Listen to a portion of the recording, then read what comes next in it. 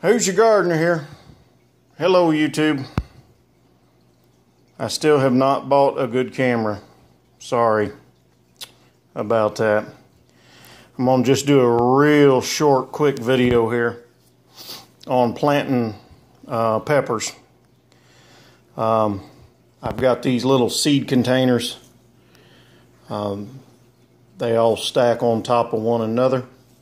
They're actually marketed as makeup cases. I found these at, it was either Michael's Craft Shop or it was Hobby Lobby Craft Shop. It was at a craft shop though. They are perfect if you're saving your own seeds. I will say this before you put any seeds inside of here. You need to make sure that they're 100% dry. I found over the years the perfect place for me to dry my seeds out is actually on top of my good old-fashioned refrigerator.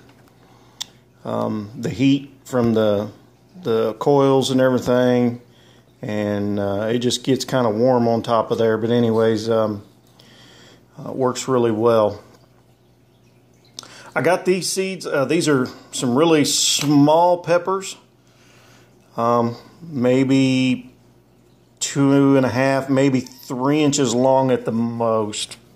I'd be safe in saying closer to 2.5 inches. I don't even know what kind they are.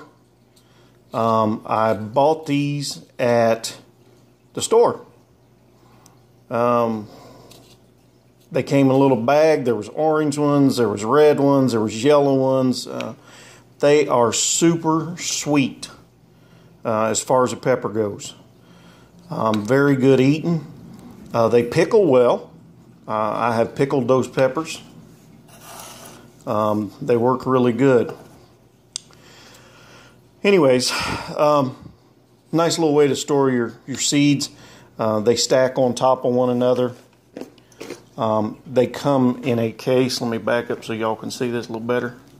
The case does have pink latches, boys. It'll be alright for you ladies, but I really don't care. I'm going to put them in my old seed box here and forget about them till next spring anyhow. So you can see there's some that are larger. And like I said, these were marketed as makeup cases. I've never seen women use them as makeup cases, but they're really nice. They got these latches. Get my big hand out of there. And I just stand them up like this in there.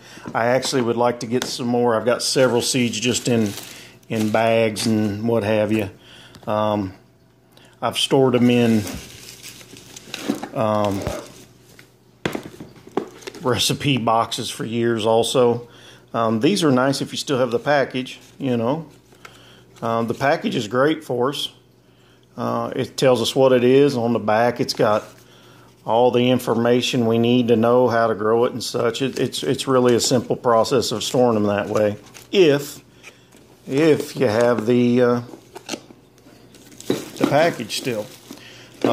What I have found out though over the years, kind of similar to these guys, I picked these up at the store. I don't know what they are. I just label them kind of like this. I got small. Whoa. It says, I'll read it to you. Small orange sweet peppers. But what if someone gave you some seed? You know, I've had some seed given to me before from friends and neighbors and even people all across the United States. And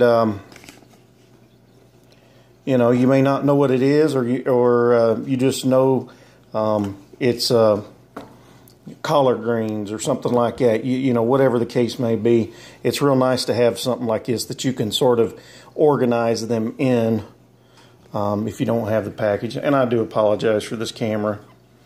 What I'm going to do today is I'm going to show you how to make or how to germinate bell peppers or sweet peppers like these. These are little bitty guys. I'm gonna get these ready. Basically, what you're going to need is you're going to need a plastic sandwich bag, and you're going to need some, inside of it, you're going to need some paper towel. You want it moist. You don't want it sopping wet, but you do want it moist. People that have tried to grow peppers on their own, that just plant them in dirt, a lot of times they just tend to fail because they can't get them to germinate very well. And this is the best way I've found to germinate them, to get them to germinate. So I just place them in here. Man, I tell you what, I'll put about 10 in here, and spread them out a little bit. It's hard to do one-handed. We'll get her done though. That just increases my chances of germination. Okay. What I don't use, as you can see, I have plenty of seeds. That's one thing the good Lord did for us when He created things. Is He allowed one piece of fruit to replenish quite a bit of the good old earth here. So you can get quite a bit of fruit out of just one seed pod. Okay, I've got them sort of spread around in there. Now I'm not even going to attempt this next procedure one-handedly. What I do is I seal this up and leave it open just a little bit on the end. And what I do is I wrap my chubby little lips around this sucker, and I'm going to inflate it a little bit.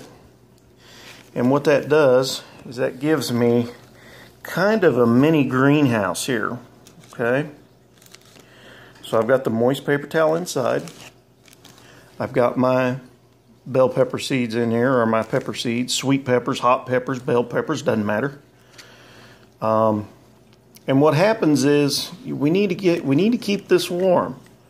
Whether you put it on top of your refrigerator, which works, or you put it on a heating pad, which works, or you put it under grow lights, which works. All of those work okay. What's going to happen here is this paper towel being moist in here, the seeds being dry, obviously they want to rehydrate. So what's going to happen is they're going to absorb some of the moisture. One thing you don't want this to do is to totally dry out. Now, it being sealed and me inflating it a little bit, what I've found out over the years, what it does is it acts as a terrarium. Now, if you guys aren't familiar with that term, terrarium, it's basically a plant inside of a container, and it basically, the moisture inside of this container is going to evaporate. Okay, it's going to get into a vapor form due to the heat, and then what will happen is it will recondensate. It will float up and then get onto the bag here, if you will, my little mini greenhouse, and it'll form water droplets again. Those little water droplets then will drop back down, or they'll run back around to the sides, and they will moisten the paper towel again. So it's kind of like its own little atmosphere inside of here. It's doing its own little thing, kind of like the atmosphere does in our world. We have a certain amount of water on the earth. It evaporates, goes into the clouds and in the sky and so forth. I'm not a scientist, but you know how it works. It rains, it comes back down. So, who's your gardener trying to get technical here? What I found out is keep it warm, okay? Works the best. Keep it warm somehow, like I said, either on top of the refrigerator, under grow lights, you know, on a heating pad of some sort maybe. This system has not failed me. It works really good. I don't have any ready yet. So once I do get some germination out of them, I'll bring you guys back and I'll show you. And then we'll take those small little seeds that have started to germinate and we will plant them, and then they will grow. Now, one thing I will tell you is you do not want to wait too long on these.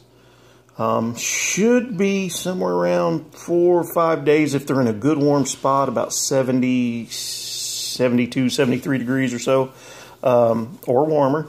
Could be sooner.